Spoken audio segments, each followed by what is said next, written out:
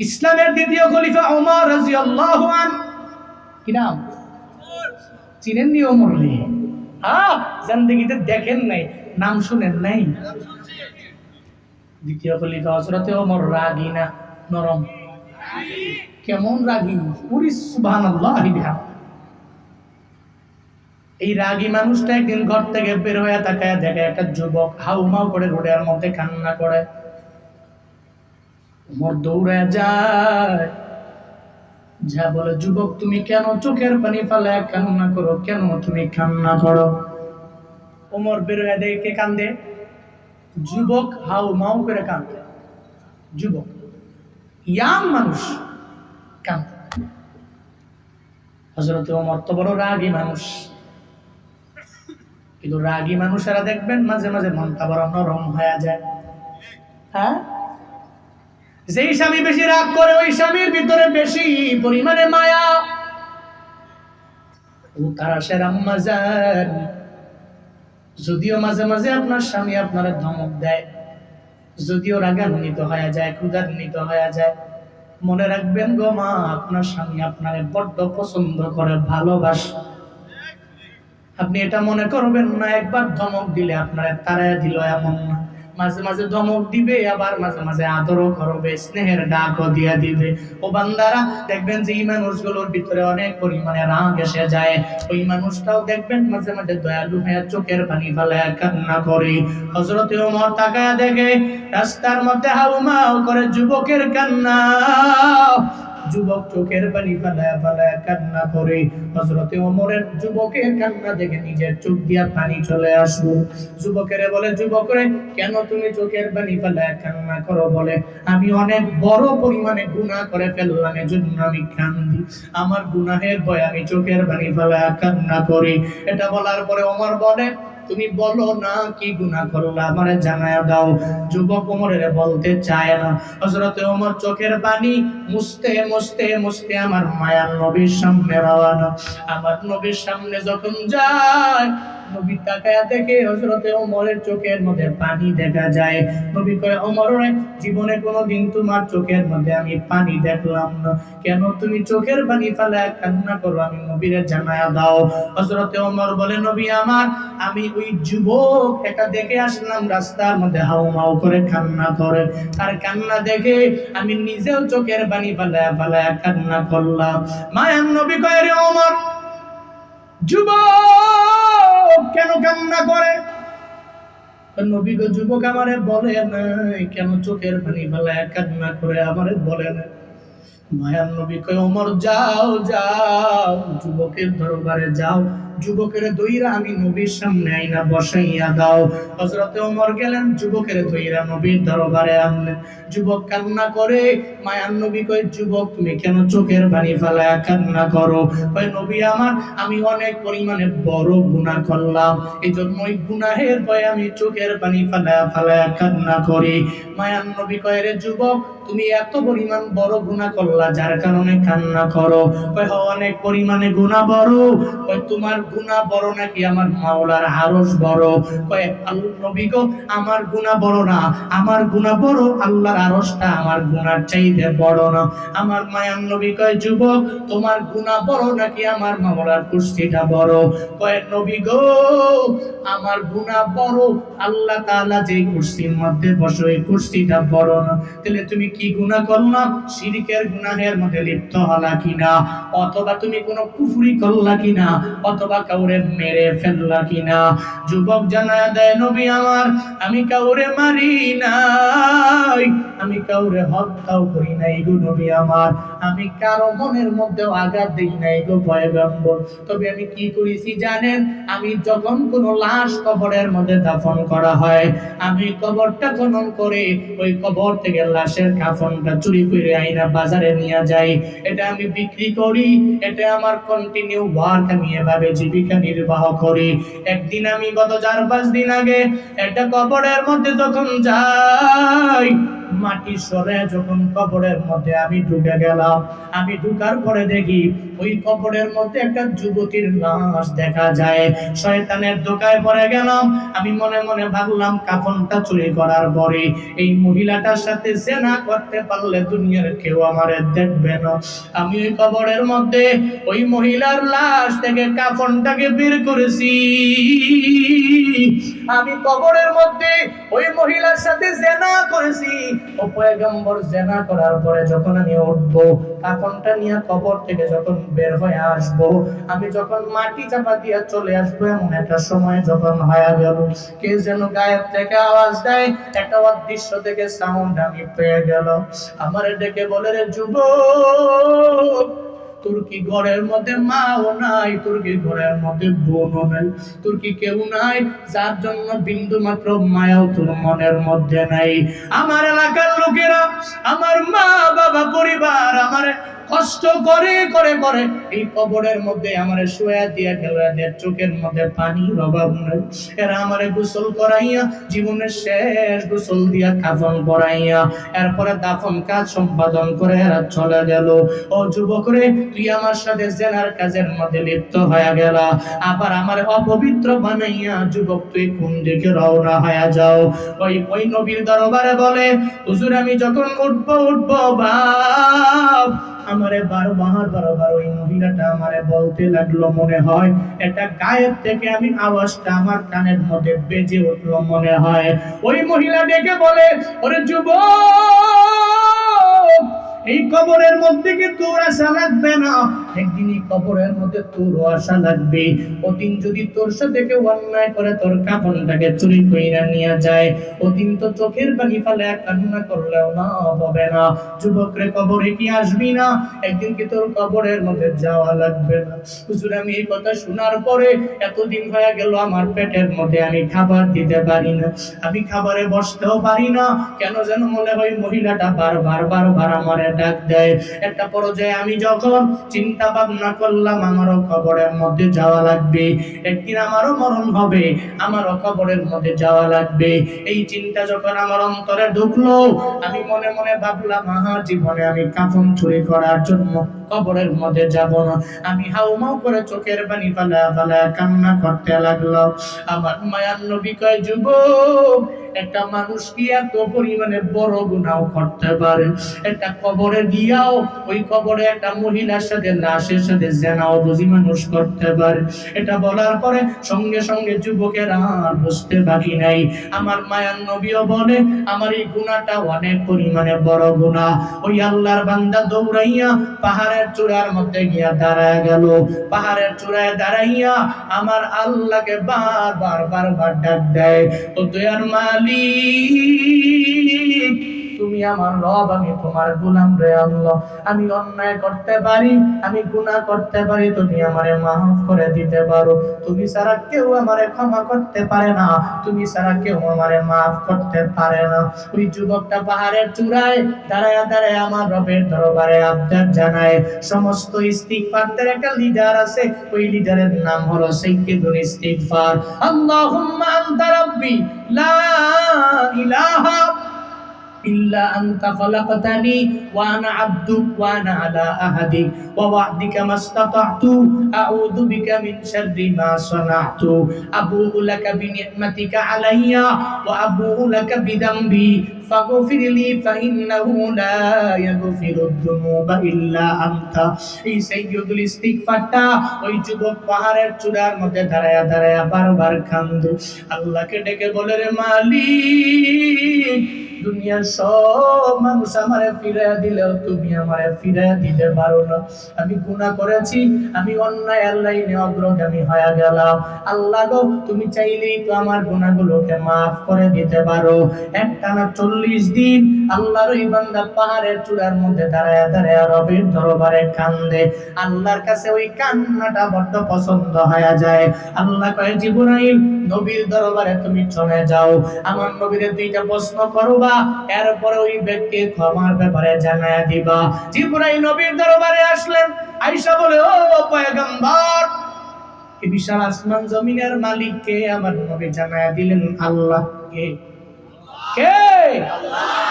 নবীরে জানায়া দেয় আসমান জমিনের মালিক কে? নবী কয় আল্লাহ। এরপরে কয় আসমানের নিচে জমিনের উপরে যত মাখলুকাত, এই সমস্ত মাখলুকাতের রিজিকের ব্যবস্থা কে করে? নবী কয় জিবরাইল রে, এই সমস্ত মাখলুকাতের রিজিকের ব্যবস্থা একমাত্র আল্লাহ করে, আল্লাহ ছাড়া কেউ করতে পারে না। আপনারাই বলেন তো, এই গরিবেরা মাঝে মাঝে গরিব হওয়ার পরে রাগান্বিত হয়ে গেলেন, ক্ষুধান্বিত হয়ে গেলেন, মনে রাখবেন কোনো চিন্তা নাই, রিজিকের দায়িত্বভার আমার মাওলা আওয়ামী লীগের হাতে দেয় নাই, বিএনপির হাতে দেয় নাই, জামাতের হাতের মধ্যে দেয় নাই, হেফাজতের হাতে দেয় নাই, জাসদ বাসদের হাতের মধ্যে দেয় নাই, ডোনাল্ড ট্রাম্পের হাতে দেয় নাই, জো বাইডেনের হাতের মধ্যে দেয় নাই। রিজিকের দায়িত্বভার একজনের কাছে, চিল্লায়া বলো তার নাম। মায়ান নবী বলে সাহাবায়ে কেরাম, রিজিক নিয়ে কেন চিন্তা করো? রিজিক নিয়ে চিন্তা কইরা কোনো লাভ নাই। কেন চিন্তা করো? একটা পাখির দিকে তাকায়া দেখ, ওই পাখিটা সকালবেলা ঘর থেকে বের হয়ে গেল, সকালবেলা ঘর থেকে বের হয়ে যায়, ওই পাখির ঘরের মধ্যে পাখির ছানা আছে, সারাদিন লাগায়া ঘুরে, এরপরে রাতের বেলা আবার ঘরের মধ্যে বাচ্চাদের জন্য খাবার নিয়ে ফিরে। ও সিরাজগঞ্জের মুসলমান, আমার একটু বলো না, এই যে পাখিটা ছানার জন্য খাবার নিয়ে যায়, তার বাচ্চার জন্য খাবার নিয়ে যায়, কয়দিন আমি আর আপনি খাবার দিলাম? কয়দিন দিছি? কোনদিন? একদিন পাখিরে খাবার দিলে দ্বিতীয় দিন আর নাই। তাহলে এই পাখি ঘুরে কেমনে? এই পাখি চলে কেমনে? এই পাখিরে খাওয়ায় কেডা? আরো জোরে বলতে হবে, কে? পাখিরে তো খাওয়ায় আল্লাহ, আল্লাহ খাওয়ায়। জিবরাইল কয় নবী, যে আল্লাহ আসমানের মালিক, যে আল্লাহ হলো জমিনের মালিক, যে আল্লাহ সবার রিজিকের ব্যবস্থা করে, ওই আল্লাহ কি এই যুবকের ছোট্ট একটা গুনাহ কি মাফ করতে পারে না? যদি এটা বড় গুনাহ করতে পারে, আল্লাহ চাইলে কারো কাছ থেকে পারমিশন নেওয়া লাগবে না। এবার জিবরাইল কয় নবী যান যুবকেরে আপনার দরবারে আনেন। যুবকেরে আনা হলো, মায়ান নবীরে বলে গেল, হে নবী আমার, এই যুবকেরে জানায়া দেন, যুবক 40 দিন লাগায়া পাহাড়ের চূড়ার মধ্যে দাঁড়াইয়া এত যে কান্নাকাটি করলো, তার এই কান্নাকাটি আমার রবের দরবারে কবুল হয়ে গেল, আমার রবের দরবারে গ্রহণযোগ্য হয়ে গেল। ওই যুবকের এত বড় গুনাহ আমার মাওলার কাছে কান্না করার কারণে আল্লাহ তার গুনাহগুলো মাফ করে দিয়েছে। বলেন সুবহানাল্লাহ। কে মাফ করে দিয়েছে? কে করতে পারে?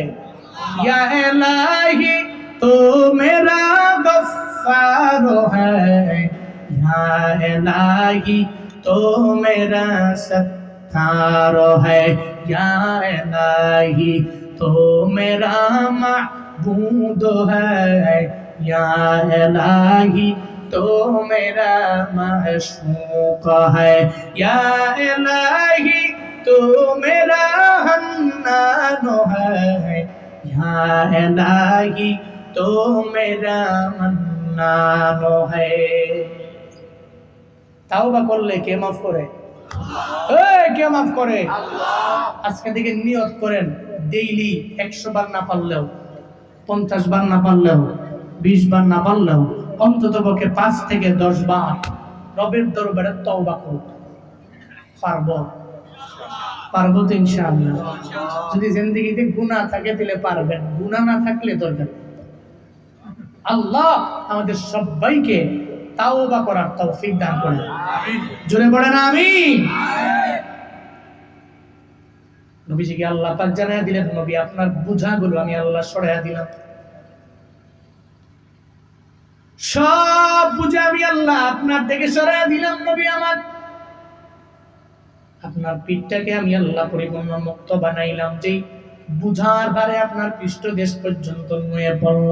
এরপরে আল্লাহ পাক নবীরে জানায়া দেয়, ওয়ারাফা'না লাকা যিকরাক। জোরে বলেন আল্লাহু আকবার। আরো জোরে আল্লাহু আকবার। আল্লাহ পাক বলেন, নবী আমার, 1 নম্বরে আমি আল্লাহ শরহে সদর করলাম, 2 নম্বরে আপনার পিঠ থেকে আমি আল্লাহ বোঝাগুলোকে নামিয়ে দিলাম, 3 নম্বরে আপনার মান এবং মর্যাদা, আপনার সম্মানটা আমি আল্লাহ নিজেই বাড়ায়া দিলাম।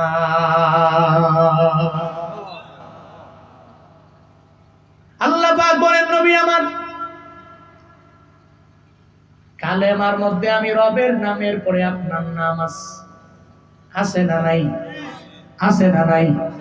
ও পয়গম্বর, শুধু তাই না, কালেমার পরে আপনার নাম, শুধু তাই না, আজান যখন দেওয়া হবে নবীর নাম বাদ দিলে আজান হবে না, একামত যখন দেওয়া হবে নবীর নাম বাদ দিলে একামত দেওয়া হবে না।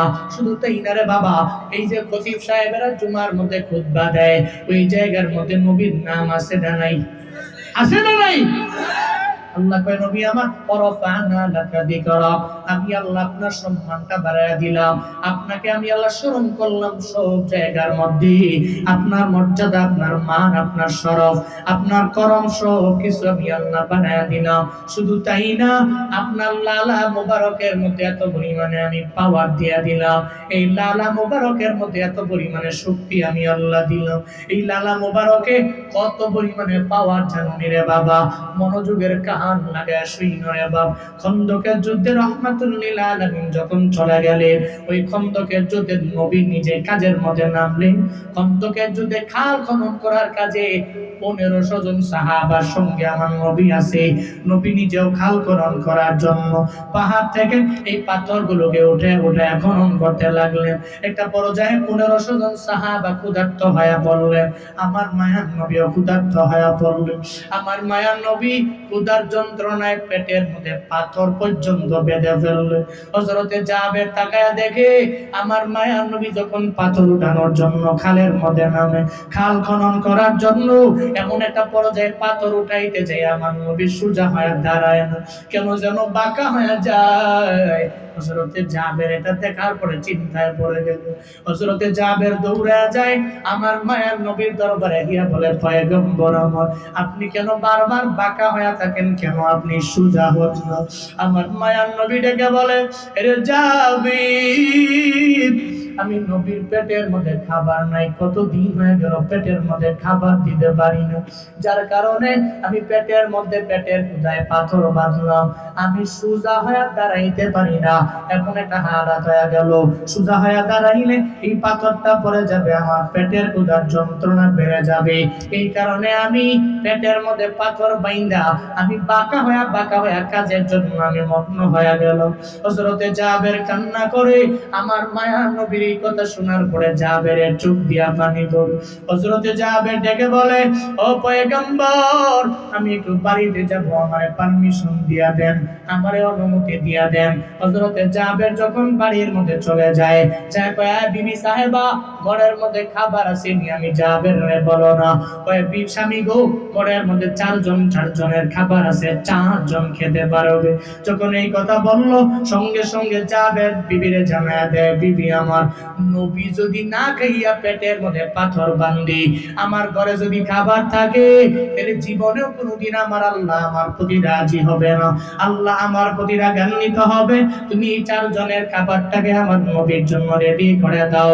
আমি এখন যাব, আর যাইয়া আমার নবী রে আমি দাওয়াত দিয়ে আনবো। বলেন সুবহানাল্লাহ। আমি যাব, ঘরে আমার খাবার আছে, কিন্তু নবীর পেটে খাবার নাই। আমার পেটে খাবার থাকার পরেও নবীর পেটে খাবার না থাকলে, তাইলে তো আমি জাবেরকে আল্লাহ হাসরের ময়দানে প্রশ্ন করলে জীবনেও কোনোদিন আমি এই প্রশ্নের জবাব দিতে পারবো? এই চিন্তা করে হযরত জাবের বিবিকে বললেন, খাবার রেডি করো, আমি নবীকে যে দাওয়াত দিয়ে দিই। হযরত জাবের দৌড়ে রাহমাতুল লিল আলামিনের দরবারে চলে গেলেন। খন্দকের ময়দানে যে নবীরে বলে, ও পয়গম্বর, আপনার পেটের মধ্যে খাবার নাই, আমি আপনারে দাওয়াত দিয়ে দিলাম, নবী আমার ঘরের মধ্যে যাবেন, আমি দাওয়াত দিয়ে দিলাম। নবী আমার ঘরের মধ্যে 4-5 জনের খাবার আছে, আপনাকে ওই জায়গা থেকে আমি দাওয়াত দিলাম, কারণ নবী আপনার পেটের ক্ষুধার যন্ত্রণা, মনে হয় আমার পেটের মধ্যে যন্ত্রণা ভুগতেছি আমি। আপনার পেটের ক্ষুধা থাকা মানে আমি জাবেরের পেটের মধ্যে ক্ষুধা লেগে আছে, নবী আপনারে দাওয়াত দিয়ে দিলাম। সঙ্গে সঙ্গে মায়ার নবী এই দাওয়াত দেওয়ার পরে টিলার মধ্যে নবী উঠলেন, পাহাড়ের চূড়ার মধ্যে, টিলার মধ্যে। ওইটাও যাতে জাবের নবী জানায়া দেয়, এই খন্দকের যুদ্ধে 1500 জন সাহাবা আমি তোমাদেরকে দাওয়াত দিলাম। আজকে জাবেরের বাড়িতে তোমাদের প্রত্যেকের দাওয়াত, জুড়ে বলেন সুবহানাল্লাহ। হযরতে জাবের চিন্তায় পড়ে গেলেন, আমি নবীজিকে দাওয়াত দিলাম, মাত্র 4-5 জনের খাবার আমার ঘরের মধ্যে আছে, কিন্তু নবীজি চূড়ার মধ্যে গিয়া টিলার মধ্যে দাঁড়ায় নবী 1500 জন সাহাবাদের দাওয়াত দিয়া দেয়। হায় রে, আমি 4 জনেরকে খাওয়াইতে পারবো, এত জনের আমি পারবো না। চিন্তায় পড়ে গেলেন, দৌড়ে বাড়িতে চলে গেলেন। একটা বড় যে বাড়ির মধ্যে যা জানায় দেয়, বিবি আমার, আমি তোমার দরবারে হাজির, কেন আসলাম জানোনি? নবীরে দাওয়াত দিলাম, নবী তো একা আমার বাড়ির মধ্যে আসতে রাজি না, কারণ নবী তো এতগুলা সাহাবায়ে কেরাম রাইকা আমার ঘরের মধ্যে আসবে না। সব সাহাবায়ে কেরামের টিলার মধ্যে দাঁড়ায় আমার নবী দাওয়াত দিয়ে দিলেন। একটা পর্যায়ে কথা বলার পরে বিবি জানায়া দেয়, ও স্বামী আমার, তুমি চিন্তা করিও না, বিন্দু মাত্র পরিমাণ টেনশন তুমি করিও না, তুমি চিন্তা করিও না স্বামী আমার। তুমি দাওয়াত দিছো কারে? কয় নবীরে। 1500 জন সাহাবা দাওয়াত দিছে কে? বলেন নবী। তুমি দাওয়াত দিছো নবীরে, নবীয়ে দাওয়াত দিছে সাহাবাদেরকে। তুমি চিন্তা করো তোমার নবীরে নিয়া 1500 জন সাহাবার চিন্তা তোমার করা লাগবে না। 1500 জন সাহাবা চিন্তা করবে আমার মায়ার নবী। আমার নবী যদি অপমানিত হয়ে যায়, আমার আল্লাহ তো দেখে, পরিপূর্ণ জানে। আমার নবীর সম্মান কেমনে বজায় রাখতে হবে, এই ব্যাপারে আমার আল্লাহ দেখবে, তোমার চিন্তা করার দরকার নাই। বলেন সুবহানাল্লাহ। এমন বিবি তো প্রয়োজন। স্বামী বিপদের মধ্যে পড়ে গেল, জানায়া দিল, স্বামী আমার, চিন্তা করার দরকার নয়, টেনশন করার বিন্দু মাত্র পরিমাণ প্রয়োজন নাই। তুমি দাওয়াত দিছো নবীরে, নবী দাওয়াত দিছে 1500 জন। এবারে নবী চিন্তা করবে, তোমারটা নিয়ে তুমি চিন্তা করো। অন্য বিবিরা হইলে বলতো, এই ওই হুজুরের বলো, হুজুর যদি না আসে যা দমক দিয়া হুজুরে বলো, হুজুরে একজন দাওয়াত দিলাম, কেন 40 জন সঙ্গে করে নিয়ে আসলো। এই যে মাঝে মাঝে আমরা বয়ানের মধ্যে যাই, এমন খাবার দাবার করনেওয়ালা কিছু ব্যক্তিরে আমরা পাই, যদিও বলা ঠিক না। হঠাৎ করে একদিন রংপুরের বদরগঞ্জের প্রোগ্রামে আমি গেলাম। যাওয়ার পরে মুতামিম সাহেব নাকি বললো 2 জনের খাবার রেডি করবেন, 2 জন হুজুর আপনার ঘরের মধ্যে খাবে। আমরা 2 জনে গেলাম।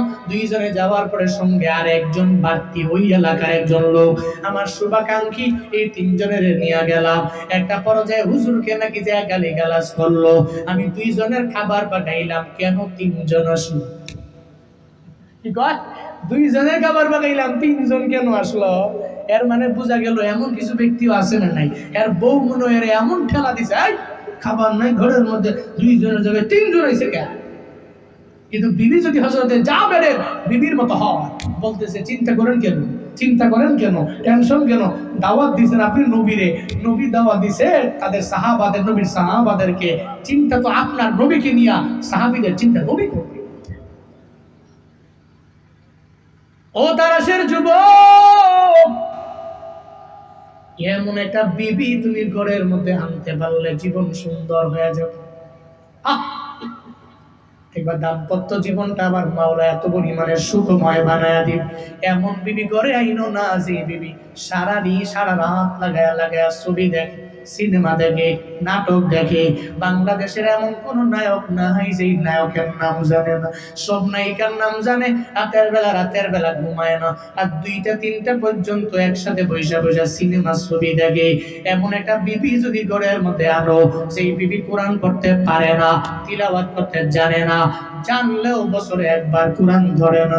আবার যদি বলো, হুজুর আমি আপনার দরবারে একটু দোয়া নেওয়ার জন্য চলে আসলাম, আমার ঘরে যাতে আল্লাহ পাক আজহারি হুজুরের মতো এমন একটা সন্তান যেন আল্লাহ দেয়, অথবা আল্লাহ পাক যাতে করে আল্লামা আশরাফ আলী থানভীর মতো ওলি বানায়া দেয়, এমন একজন কুতুব যাতে করে আমার বিবির ঘরের মধ্যে আসে। আমি তো বলি রে বাবা, সারা বিশ্বের সমস্ত মানুষকে নিয়ে যদি তুমি ফু দিয়া পানি ভরা খাওয়াও, তোমার বিবি যদি নামাজ না পড়ে, তোমার বিবি যদি পর্দা না করে, তোমার বিবি যদি অন্যায়ের লাইনে অগ্রগামী হয়ে যায়, তাহলে ওই ঘর থেকে জীবনে আজহারি আসবে না, ওই ঘর থেকে আসবে ঐশী, যে রান্দা দিয়া বাবারেও কোপায়, মারেও কোপায়, ঠিক কিনা? ওই ঘর থেকে আসবে তসলিমা নাসরিন। যে পর্দাকে নিয়ে কটূক্তি করবে, হুজুরদেরকে নিয়ে কটূক্তি করবে, ওই ঘর থেকে আসবেন নিচুমন নিজম মজুমদার। নিজম মজুমদারের মতো বেয়াদবরা ওই ঘর থেকে আসবে।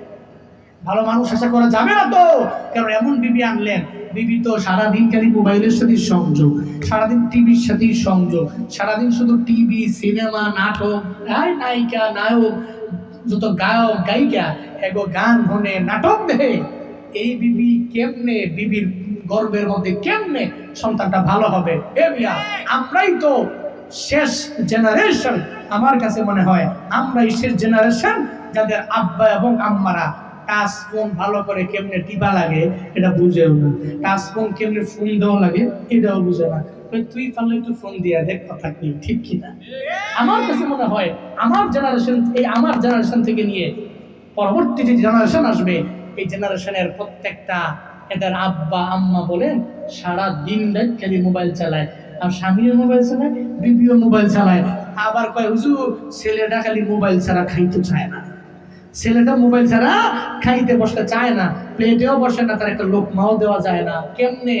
আপনি খালি নিজে মোবাইল টিপবেন সারা দিন রাত, আপনার বউ মোবাইল টিপবে সারা দিন রাত, আপনি বলবেন যে আপনার সন্তানটা মোবাইল ছাড়া খাইতে চায় না। মুখের মূল্য পেয়েছেন, হ্যাঁ দেখতেছে না বাবা টিপে, তো আমারও তো মোবাইল টিপতে হবে, ঠিক কিনা? এই জন্য আব্বা আম্মারা সন্তানের সামনে মোবাইল ইউজ করা কমায়া দিলেই আগামী সন্তানগুলো মিজানুর রহমান আজহারির মতো বেরিয়ে আসবে। চিল্লা কও ঠিক কিনা? আব্বা আম্মারা যদি একটু সেফ থাকতে পারে, নিজেকে একটু রক্ষা করতে পারে, তাহলে পসিবল, এছাড়া পসিবল না। আল্লাহ এই যে ইন ফিউচারে যে যুবকেরা বিয়া করছে না, এই শীতকালে যাগো বউ নাই, আল্লাহ এদেরকে সুন্দরী, রূপসী, রূপবতী, ভালো বংশাবলী মাইয়া এবং চরিত্রবান নারী কপালে মিলায় দিক। আপনারাও আমিন কর। যারা বিয়া করছেন এরা জোরে আমিন কইেন না, ঝামেলা ওরা বাইরে গেলে কই হোম মিনিস্টার আমনে গো ই হুজুর গুলো গেলে আমিন কও দ্বিতীয় বিয়া করার লেগে। বাংলাদেশের আম্মা জানা সব মেনে নিতে পারলো, অন্তত পক্ষে দ্বিতীয় বিয়া মানবো? ওরে সুবহানাল্লাহ। প্রথমে দইরাই কয় আগে ওয়াদা করো জীবনে আমি তোমারে মুখ্যামু, আমি তোমারে গালিগালাজ করবো, সারাদিন ঝগড়া করবো, তোমার কানের সামনে আইয়া 24 ঘন্টা ফ্যান ফ্যান করবো, তবে নিয়ত করো বিয়া আর একটা করবা না, ঠিক কিনা? সব মানতে রাজি, মাথার এটা মানতে রাজি। আল্লাহ যুবকদের ঘরের মধ্যে ভালো স্ত্রী দিয়া দাম্পত্য জীবনটা সুখময় বানায়া দেন। সকলেই বলি আমিন, জোরে বলেন আমিন। হযরত জাবেরের বিবি জানায় দিলেন, জাবের চিন্তা করার দরকার নয়, আমার নবীর দরবারে যাও, নবীর ব্যাপারে চিন্তা আপনি করেন, নবী চিন্তা করবে, 1500 জন সাহাবার চিন্তা নবী করবে। হযরত জাবের গেলেন, এরপরেও মনে মনে চিন্তা আসে না নাই? ঘরের মধ্যে নবী যাবে, 1500 জন সাহাবা নবী যদি নিয়ে যায়, তাহলে 1500 জন সাহাবা নিয়ে গেলে কেমনে খাওয়াবো? যদি আমার আল্লাহ আজকে যদি আমাকে এত পরিমাণে বরকত যদি না দেয়, একটা মনের মধ্যে চিন্তা চলে আসলো, মনের মধ্যে কেন যেন একটা ভয় ভয় কাজ করতে লাগলো। একটা পর্যায়ে হযরতে জাবের যখন আমার মায়ার নবীর সামনে চলে গেলেন, আমার মায়ার নবী বলে, হযরতে জাবের তোমার কেন মনটা খারাপ, কেন মুখের মধ্যে চিন্তার একটা ভাব দেখা যায়, একটা টেনশনের ছাপ কেন দেখা যায়? আমার মায়ার নবী বলে, রে জাবের চিন্তা করার দরকার নাই, আমি জানি আমি বুঝি, আমার আল্লাহ পাক আমারে জানায়া দিয়েছি তোমার ঘরের মধ্যে 4 জনের খাবার আছে, আমি 1500 জনের দাওয়াত দিয়া দিলাম, চিন্তা করো না। আজকে আমি নবী গেলে এমন একটা বিষয় হবে তোমার কোনো চিন্তা করা লাগবে না, টেনশন করা লাগবে না, আমার আল্লাহ এই খাবারের মধ্যে বরকত দিয়া ভরপুর বানায়া দিবে। নবী বললেন, এই জাবের চিন্তা নাই, চলো। 1500 জন সাহাবা নিয়া নবী বহর করে লাইন ধরে হযরতে জাবের রাদিয়াল্লাহু আনহু ওনার বাড়িতে গেলেন। বাড়িতে যাওয়ার পর নবী কয়, এই জাবের খাবারগুলো নিয়ে আস। দুইটাই তো, রুটি গোশত নিয়ে আস। নবীর সামনে আনলেন। নবীজি আনার পরে ঢাকনাটা খোলো। সুবহানাল্লাহ জুড়ে পড়বেন না? মায়ার নবীর জবান মোবারক থেকে, মুখ মোবারক থেকে একটু লালা মোবারক নবী নিলেন, নিয়া রুটির মধ্যে মিশায়া দিলেন আর গোশতের মধ্যে নবী মিশায়া দিলেন। মায়ার নবী কয়, জাবের রে, এই থালাটা লাগায়া দেওয়া আর খুইল না, এই থালাটা লাগায়া দেওয়া আর খুইল না। যতগুলো সাহাবা আছে 3টা বেশ করো, 500 জন খাবে, 500 জন খাবে, 500 জন খাবে। 3 ধাপে সবাই রে মেহমানদারি করায়া দাও। হযরতে জাবের ঢাকনা না খুলে খাবার দিতে লাগলেন। 500 জন যখন বসবে, দেখবেন মাঝে মাঝে বিয়ার মধ্যে গেলে চেয়ার যতটা থাকে অতজনই বসতে পারে। 2 বেশ খাওয়ায়, 3 বেশ খাওয়ায়, 4 বেশ খাওয়ায়, 5 বেশ খাওয়ায়, আর বেশি খাওয়ায় না। 1 বেশ পরে 1 বেশ, 1 বেশ পরে 1 বেশ বসায়। মায়ার নবী জানায়া দিলেন 500 জন প্রথমবারে খাবে, দ্বিতীয়বারে 500 জন খাবে, তৃতীয়বারে 500 জন খাবে। প্রথমবারে যখন 500 জন বসে গেল, হযরতে জাবের আমার মায়ার নবীর সামনে হাজির হয়ে গেল। এইসব বলে, পয়গম্বর, এই 500 জনের সঙ্গে আপনিও বসে যান। আমার মায়ার নবী কয়ে, জাবের, আমি 500 জনের সঙ্গে বসবো না, আমি সবার পরে বসে যাব। হযরতে জাবেরের মনে চিন্তা, আমার মায়ার নবী যদি না পায়, যদি 500 জন খাবার পরে যদি শেষ হয়ে গেল, তাহলে নবীর মাধ্যমে এই সব সাহাবায়ে কেরাম আমার ঘরের মধ্যে আমি দাওয়াত দিলাম, আসল মানুষটাকে যদি আমি খাওয়াইতে না পারি, তাহলে তো আমার মনের মধ্যে কষ্ট চলে আসবে, আমার আল্লাহ আমার প্রতি হয়তো রাগান্বিত হয়ে যাইতে পারে। হযরতে জাবের বলে, ও পয়গম্বর আমার, আপনি বসে যান, আপনি বসে যান। আমার মায়ার নবী কয়ে, জাবের রে, আমি বসবো না, আগে 500 জনকে খাওয়ায়া দাও। 500 জনকে যখন খাওয়ানো শেষ হয়ে গেল, এরপরে দ্বিতীয়বারে আবার 500 জনকে বসানো হলো। মায়ার নবী কয়, এই জাবের, এবার 500 জনের খাবার দাও। হযরতে জাবের এবারও বলে, নবী আপনি একটু বসেন না, আপনি বসে গেলে আমার জন্য ভালো হয়। কেন? জাবের কয়, যদি 1000 খাওয়ানোর পরে খাবার শেষ হয়ে যায়, তাহলে আমার মায়ার নবী খাইতে পারবে না। বিয়ার বাড়িতে বড় যায়, এই সবার খাবার দেওয়ার আগে আগে বরের জন্য একটা প্লেট বানায় রাখ, একটা বড় ডিশ বানায় রাখ, ওইটার মধ্যে জামাইয়ের খাবারটা দিয়ে রাখ। কারণ জামাইয়ের উসিলাই তো সব, ঠিক কিনা? ঠিক কিনা? জামাইয়ের উসিলাই তো সব। এই আগে জামাইয়ের জন্য খাবার রেডি কর, খাবার রেডি করে রাখ, জামাইরে খাওয়াইতে হইব আগে। হ্যাঁ রে, কয় কি রে, জামাই না খায়া 5 বেশ খেয়ে গেল, আমার জামাই তুমি। জাবের চিন্তা করে মনে মনে, নবী তো আমার মেয়ে, আমি 1000 খাওয়াইলে শেষ হয়ে গেলে নবী তোর পাবে না।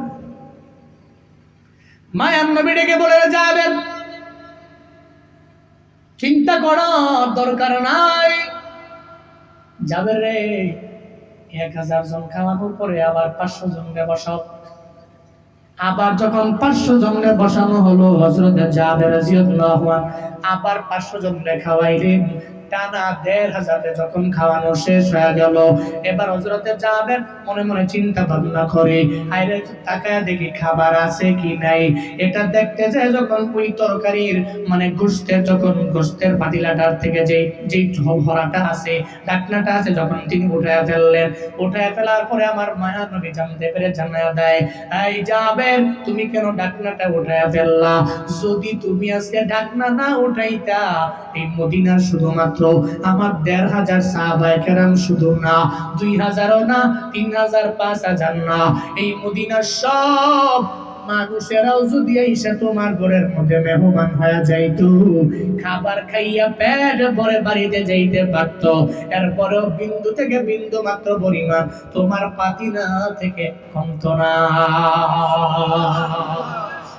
ইমামুল আউয়ালিনাল আখিরিন, ধরে সদকা রহমাতান লিল আলামিন, শুধু ওজুদাস রহমাতান লিল আলামিন, মসজিদে ও শুধু হামারো এ জমিন, সাইয়্যিদুল কাউনাইন খাতমুল মুরসালিন, আখিরামত বুদে ফখরুল ওয়ালি।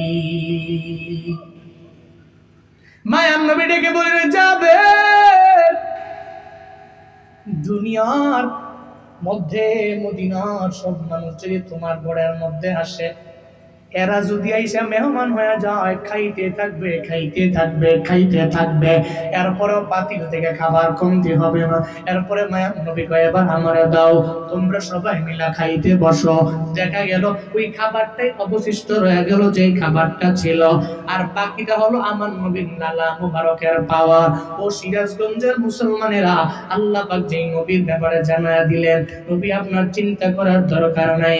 অরাফা'না লাকা যিকরাক, এর মানে আপনাকে আমি আল্লাহ আপনার সম্মান বাড়ায়া দিলাম, মর্যাদা বাড়ায়া দিলাম, আপনাকে আমি আল্লাহ বরকত দিয়ে ভরপুর বানায়া দিলাম। কি সম্মান আপনার! এরপরে আল্লাহ পাক বলছেন ফাইন্না মাআল উসরি ইউসরান, ইন্না মাআল উসরি ইউসরা। জোরে বলেন আল্লাহু আকবার। আল্লাহ পাক বলছেন এখন একটু দুঃখের সময় কাটছে, এই দুঃখের পরে আমি আল্লাহ আপনার জন্য এত সুখ আমি আল্লাহ আপনার জন্য রেখে দিলাম। নবী, দুঃখের পরে তো আপনার জন্য আমি আল্লাহ সুখ রেখে দিলাম। প্রথমে আয়াতের মধ্যে আল্লাহ পাক বলেন ইন্না মাআল উসরি ইউসরান, ইন্না মাআল উসরি ইউসরা। মনে রাখবেন, চিন্তা করার দরকার নাই, আমি আল্লাহ নিশ্চয়ই নিশ্চয়ই জানায়া দিলাম আপনার দুঃখের পরে আমি আল্লাহ সুখ রেখে দিলাম। চিন্তা করার কারণ নাই। এই নবীটার মাধ্যমে দুনিয়ার উম্মতের জন্য শিক্ষা হলো কি বাবা জানেননি? মাঝে মাঝে বিপদে পড়ে গেলে, মুসিবতে পড়ে গেলে আপনি ডিপ্রেশনে পড়ার প্রয়োজন নাই, হতাশায় পড়বেন না। এই যুবকেরা চাকরি হয় না, তুমি চাকরি না হওয়ার কারণে মাঝে মাঝে মনে করো আমি আত্মহত্যা করে ফেলবো, আমি সুইসাইড করে ফেলবো, এমন কইরো না। বরং আল্লাহ তো আছেন, আমার মাওলার উপরে তাওয়াক্কুল করে আগায়া যাও, আল্লাহর উপরে ভরসা করে আগায়া যাও। আমার রবের উপরে ডিপেন্ড করে যদি বান্দা তুমি চলতে পারো, তোমার কোনো টেনশন নাই, তোমার কোনো চিন্তা নাই। তোমার এখন যদিও দুঃখ, এই দুঃখের পরে আমার আল্লাহ সুখ দিতে পারে কি পারে না? কাটাহিরি ক্ষান্ত কেন কমল তুলিতে, দুঃখ বিনা সুখ লাভ হয় কি মহিতে? আছে না নেই? বাংলা প্রবাদ, কাটাহিরি ক্ষান্ত কেন কমল তুলিতে, দুঃখ বিনা সুখ লাভ হয় কি মহিতে? তুমি কাটার দাগ খেয়ে এরপরে একটা ফুল সংগ্রহ করে আনতে পারবা। কাটার দাগ খাওয়া আছে না, এই ফুলকে সংগ্রহ করে আনা যাবে? কথা বললে কেন যাবে? এক কথায় তোমার জিন্দেগিটা এমনই, জীবনটা এমনই, দুঃখ বিনা জীবনেও সুখকর জীবন পরিচালনা করা যাবে। মানুষ মনে করে বক্তারা অনেক সুখী, টাকা পয়সা কামায়, বয়ান করে, বহু টাকা নেয়, এটা অনেকের মনে ধারণা আছে। কিন্তু এই বক্তা এই পর্যায়ে আসলো কেমনে, ব্যাকগ্রাউন্ডে কিছু দুঃখ কি আছে কি নাই, এই ব্যাপারে তো কারো জানা নেই। যদি কেউ বলে তো বুঝতে পারে, যদি না বলে তো বুঝতে পারে না। পৃথিবীর সিস্টেমটাই এমন। আপনার দুঃখ আগে পোহাতে হবে, এই দুঃখ পোহায়া, এই দুঃখ অতিক্রম করে আপনার সুখের সাগরে যেতে হবে, এটাই বাস্তবতা। এই জন্য যুবকরা চিন্তা নাই, মাঝে মাঝে জীবনে বিপদ আসবে, মুসিবত আসবে, চিন্তা কিসের? যে আল্লাহ বিপদ দিতে পারে, ও আল্লাহ বিপদ থেকে উত্তরণের পথ বের করে দিতে পারে কি পারে না? কথা বলতে হবে, পারে কি পারে না? নিশ্চয়ই দুঃখের পরে কি আছে? দুঃখের পরে কি আছে? নবীজির মক্কা জীবনে নবীকে কেউ দেখতে পারে না, সবাই নবীর কটূক্তি করে। এই চিন্তায় পড়ার কারণেই তো আল্লাহ পাক সূরাতুল ইনশিরাহ নাযিল করলেন, মনে আছে না? মক্কার মানুষেরা নবীকে গালি দেয়, গালিগালাজ করে, উটের নারী বুড়িগুলো নবীজির উপর চাপায়া দেয়। মক্কা থেকে যখন মদিনায় গেলেন, মদিনার লোকেরা আমার নবীকে অ্যাকসেপ্ট করে বুকে দেয় নাই? কথা বলো না কেন? নেয় নাই? তলাল বাদরু আলাইনা মিন সানিয়াতিল ওয়াদা ওয়াজাবা শুকরু আলাইনা মাদা লিল্লাহি দা। কি সুন্দর করে করে আমার মায়ার নবীর বুকের মধ্যে নিয়ে আনে। আল্লাহ পাক বলেন, নবী আমার চিন্তা করার দরকার নাই। মক্কা জীবনটা যদিও দুঃখের, মদিনার জীবনটা আপনার সুখের আমি আল্লাহ বানায়া দিব। কারণ ইন্না মাআল উসরি ইউসরা, নিশ্চয়ই দুঃখের পরে আমি আল্লাহ আপনার জন্য সুখ রেখে দিলাম। ফাইদা ফারাগতা ফানসাব। আপনি যখনই আপনার ব্যস্ততা সেরে যাবে তখনই আপনি কঠোর ইবাদতের মধ্যে মগ্ন হয়ে যাবেন।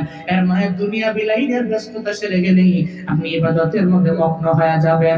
আল্লাহ পাক নবীর মাধ্যমে আমাদেরও মেসেজ দিয়ে দিলেন, আমাদেরকেও জানিয়ে দিলেন, বান্দারে একটু যখন অবসর হয়ে যাবা তখনই তুমি নামাজের মুসল্লায় দাঁড়ায়া যাও। ও যুবকেরা, বিপদে পড়লে বন্ধুরে জানানোর আগে নামাজে দাঁড়াও, একটু মুসল্লায় দাঁড়ায়া যাও, আল্লাহকে জানায়া দাও, আল্লাহ গো বড় বিপদের মধ্যে আমি পড়ে গেলাম, একটা বড় মুসিবতের মধ্যে আমি পড়ে গেলাম, এই বিপদ থেকে তুমি আমারে বাঁচাইতে পারো, এই মুসিবত থেকে তুমি আমারে বাঁচাইতে পারো। মনে রাখবারে যুবকেরা, যদি মনে করো বুড়া হলে তুমি আমল করবা, এই বুড়া হবা কবে ওই গ্যারান্টি আছে না নাই? আছে? এই বুড়া হতে পারবেন, বুড়া হওয়া যাবে, এই গ্যারান্টি পৃথিবীর কোনো ব্যক্তি দিতে পারবে? জিন্দেগি তো ফাঁকি দিয়া যায়গা, জিন্দেগি তো যায় রে ফাঁকি দিয়া রে সোনার আদু, জিন্দেগি তো যায় ফাঁকি দিয়া, জিন্দেগি তো যায় রে ফাঁকি দিয়া রে সোনার আদু, জিন্দেগি তো যায় ফাঁকি দিয়া। ও আদম রে,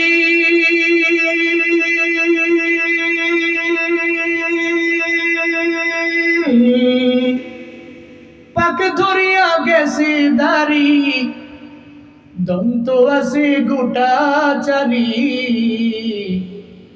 সমন জারি গিয়াছে করিয়া রে সোনার আদু, জিন্দেগি তো যায় ফাঁকি দিয়া, জিন্দেগি তো যায় রে ফাঁকি দিয়া রে সোনার আদু, জিন্দেগি তো যায় ফাঁকি দিয়া। ও আদম রে,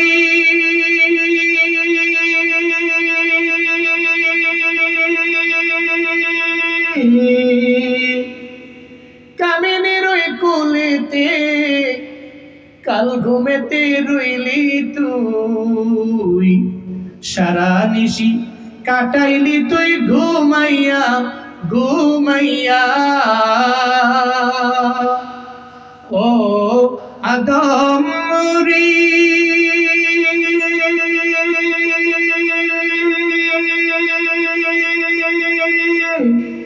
কামিনীর ওই কোলেতে কাল ঘুমেতে রইলি তুই, সারা নিশি কাটাইলি তুই ঘুমাইয়া ঘুমাইয়া রে সোনার আদু, জিন্দেগি তো যায় ফাঁকি দিয়া, জিন্দেগি তো যায় রে ফাঁকি দিয়া রে সোনার আদু, জিন্দেগি তো যায় ফাঁকি দিয়া,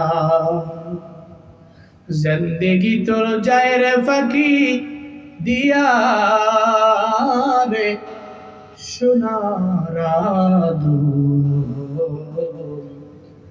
জিন্দেগি তো যায় ফাঁকি দিয়া। খেলায় খেলায় দুলায় দুলায় জীবনটা পার হয়ে যায় রে বাপ। ও তারাশের যুবক, মনে রাখবি একদিন মুরব্বী হওয়ার আগে আজরাইল তোমার দরওয়াজার সামনে হাজির হয়ে যাবে। ওদিন আজরাইলে বললে হবে না আমারে 5 বছর 10 বছর আমারে সময় দাও, ওদিন বললে বিন্দু মাত্র পরিমাণ লাভ না। মরণের কেউ গ্যারান্টি নেই। দুনিয়ার কোন ব্যক্তি মরণের গ্যারান্টি দিতে পারবে না, কেউ পারবে না, কেউ পারবে না। মরণের গ্যারান্টি কেউ দিতে পারবে না।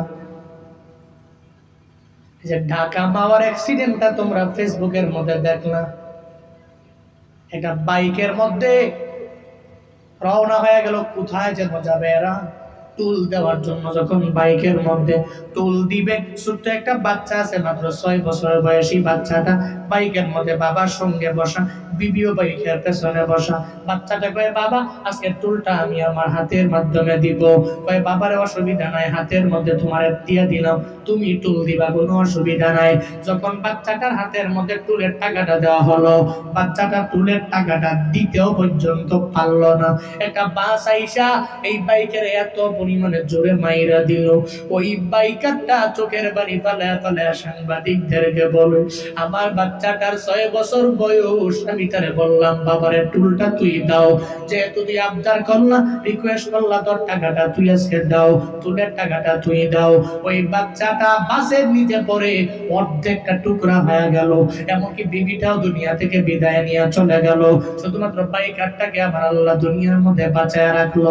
সামনে একটা প্রাইভেট কার, এই প্রাইভেট কারটাকেও ধুমড়ে মুচড়ে এমন একটা হালাত হয়ে গেল, ওই প্রাইভেট কার ধুমড়ে মুচড়ে গেল, প্রাইভেট কারের লোকগুলো দুনিয়া থেকে বিদায় নিয়ে চলে গেল।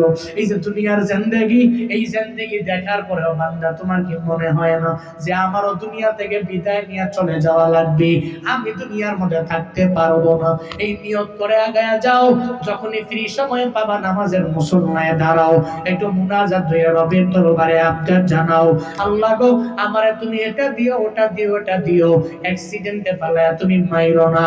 আল্লাহ পাক জানায়া দিলেন, নবী এই অবসর টাইম পাইলে আপনি ইবাদতের মধ্যে মগ্ন হয়ে যাবেন। আল্লাহ শুধু নবীকে বলেন নাই, নবীর পাশাপাশি নবীর উম্মতদেরও আল্লাহ বললেন, ঠিক কিনা? ঠিক কিনা?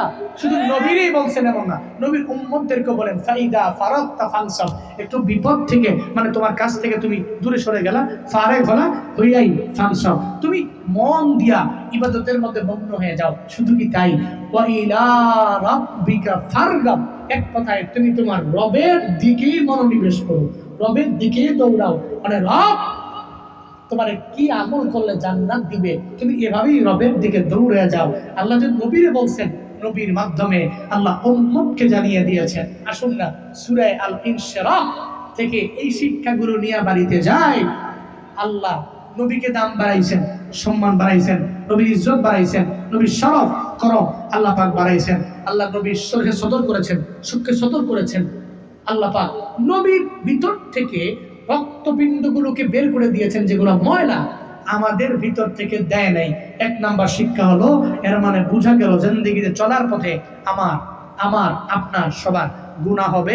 আজকের মাহফিল থেকে 1 নাম্বারে হবে, যতই বড় গুনাহ হোক না কেন, আমরা বেশি বেশি রবের দরবারে তওবা করব। কি করব? কি করব? রাজি আছেন তো ইনশাআল্লাহ? রাজি আছেন ইনশাআল্লাহ? আল্লাহ তৌফিক দান করেন, সকলে পড়ি আমিন। 1 নম্বরে আমরা কি করব? তাওবা করব। সূরা ইনশিরাহ থেকে 1 নাম্বার শিক্ষা। 2 নাম্বার শিক্ষা হলো, দুনিয়াতে চলার পথে আমার ঘরের মধ্যে এমন বিবি আনবো, যেই বিবিটা নামাজি হবে, রোজাদার হবে, আমলওয়ালা হবে, যেই বিবি অন্যায়ের পথে যাবে না, এমন বিবি ঘরে আনবো। পারবো তো ইনশাআল্লাহ? পারবো তো ইনশাআল্লাহ? যারা আনছেন অলরেডি আইনা ফেলছেন, আর তো আনা যাবে না, ঘরে যেহেতু আছে, গিয়া হোম মিনিস্টারকে বুঝাবেন। হুজুর বলছে হযরতে জাবের রাদিয়াল্লাহু আনহু বউয়ের মতো হইও, একটু আমল কইরো, একটু 5 ওয়াক্ত নামাজ পড়ো। এটা এই বিষয়ে আপনি আপনার বউকে বলবেন, আপনার স্ত্রীকে বলবেন, আপনার সন্তানকে বলবেন, আপনার ছেলে মেয়েগুলোকে এগুলোকে বলবেন। আপনি আপনারটা বলবেন, এরপরে এরা যদি আমল না করে, এদের টেরা ধরা খাবে, ঠিক কিনা? কিন্তু আপনি বলবেন, পারবেন তো ইনশাআল্লাহ? সূরা ইনশিরাহ থেকে 3 নাম্বার শিক্ষা হলো, জীবনে চলার পথে একটু কোনো কাজ থেকে ফারেগ হলাম, রবের ইবাদতে নিজেকে মগ্ন করব, এক কথায় রবের দিকেই মনোনিবেশ করব, রবের দিকেই ছুটব। আল্লাহ আমাদের সবাইকে সূরা ইনশিরা থেকে এই শিক্ষাগুলো নিয়ে বাড়িতে যে বাস্তব জীবনে আমল করা তৌফিক দান করেন। সকলেই মন থেকে পড়েন আমিন। একটু জোরে করে পড়েন আমিন, আর একটু আওয়াজ করে পড়েন আমিন।